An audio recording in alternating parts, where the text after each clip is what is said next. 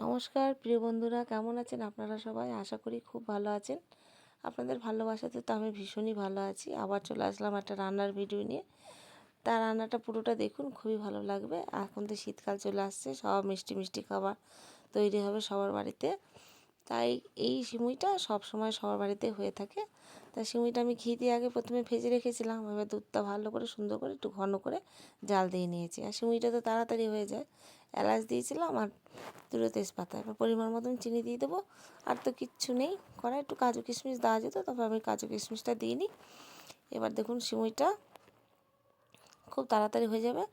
আস্তে আস্তে সেদ্ধ করে নেবো, দিয়ে সিমুইটা দুধটাও শুকিয়ে যাবে। সিমুইটা দেখুন আমার কিন্তু রেডি হয়ে গেছে।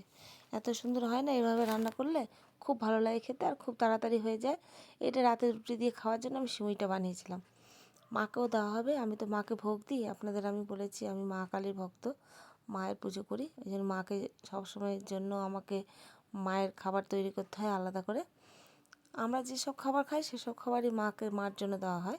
তাই এটা রাতের জন্য মায়ের জন্য করেছিলাম, সিমুইটা করেছিলাম। কেমন হলো সিমুইটা অবশ্য করে কিন্তু বলবেন আপনারা।